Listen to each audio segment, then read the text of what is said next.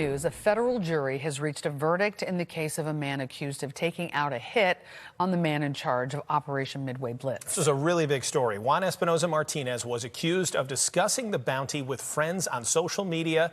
Charlie Wojciechowski has been tracking this case since it started. He's joining us now from the Dirksen Federal Building, and a big verdict here, Charlie.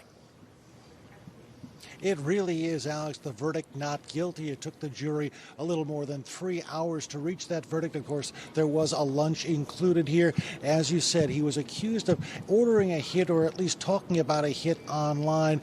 The jury was posed with a very difficult question. One, it took them a couple of hours to answer.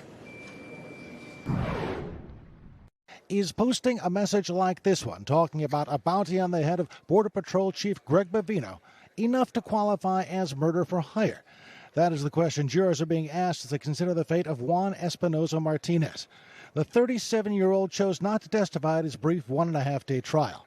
First Assistant U.S. Attorney Jason Yonan said the case comes down to intent.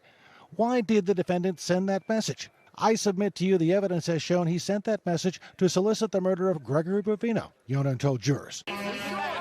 At the time, Bovino was the very public face of Operation Midway Blitz, which had targeted its enforcement efforts in Espinoza Martinez's Little Village neighborhood. Gregory Bovino is front and center on the defendant's mind. He is fixated and upset with him, Yonan said. But Espinoza Martinez's lawyers tried to convince the jury that the case against their client was an overreach by the government. Playing the recording of the Homeland Security Investigation's interrogation in which Espinoza Martinez repeatedly denied threatening anybody. The government wants you to convict him on murder for hire based on Snapchat messages sent to a physically challenged friend and his own brother. That's it. That's their entire case. Being upset about ICE raids, being upset about people being deported, that is not murder for hire, Seeger argued. Again, the verdict not guilty in this case. Excuse me, the government had accused Espinoza Martinez of being a gang member. They walked that back during the trial. Now, he is still upstairs. He is still with his family. He was in custody, so it could take him a little bit longer to come downstairs. A not guilty verdict in this case. A big hit for the government, which had made a lot about this alleged hit case involving Greg Bovino.